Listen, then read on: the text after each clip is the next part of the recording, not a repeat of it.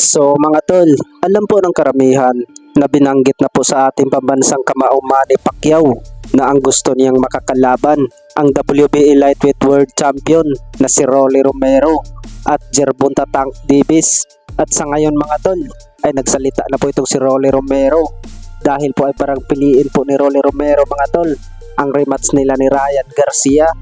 Bukod dyan ay sinabi na nga ni Rolly Romero noon mga tol na gusto niyang labanan po ang ating pambansang kamao Manny Pacquiao dahil ay gusto daw niyang talunin niya itong si pambansang kamao Manny Pacquiao at maidagdag niya sa mga listahan niya. Sa ngayon ay malabo na pong magkalaban po ang ating pambansang kamao Manny Pacquiao versus Rolly Romero mga tol dahil uunahin daw ni Rolly Romero ang rematch kay Ryan Garcia. Samantala ay sinabi na nga ni Ryan Garcia mga tol na gusto siyang bumawi kay Rolly Romero dahil po sa unang laban po nila ay hindi daw siya nag-iinsayo ng maayos at hindi daw niya sineryoso po ang laban nila ni Rolly Romero kaya po siya natalo. Bukod dyan ay hintayin na lang po natin mga tol kung sino ba talaga po ang makakalaban po sa ating pambansang kamao Manny Pacquiao. Bukod kay Romero mga tol ay si Gervonta Tank Davis ay mayroon na din makakalaban itong si Jake Paul na gaganapin ngayong buwan ng November 15. Yan sana ang gusto rin na makakalaban po sa ating pambansang kamao.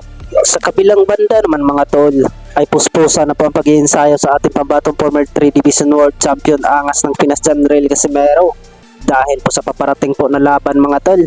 ay sinabi na po ng karamihan na matatapos na po ang suspende po sa angas ng Pinas Janrel Casimero sa bansang Japan